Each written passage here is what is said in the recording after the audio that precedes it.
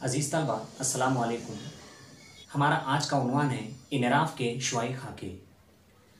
عزیز طلبہ، ہم نے جماعت 8ویں میں اور 9ویں میں آئینوں کے شعاعی خاکے اور ان کے انعراف کے اصول بخوبی پڑھے ہیں۔ یہاں ہم عدسوں کے شعاعی خاکے کس طرح سے بنائے جاتے ہیں، اس سبق میں اس عنوان میں ہم یہاں پر پڑھیں گے۔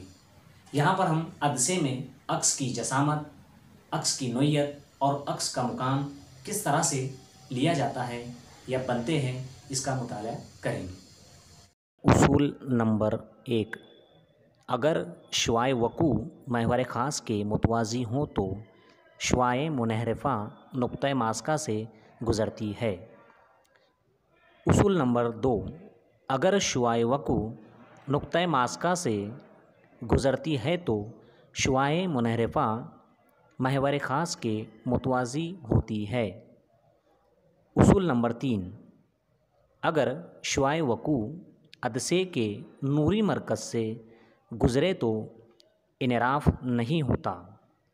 اس طرح سے محدب عدسے کے ذریعے ملنے والا عکس کے 3 خاص اصول ہم یہاں پر دیکھ سکتے ہیں۔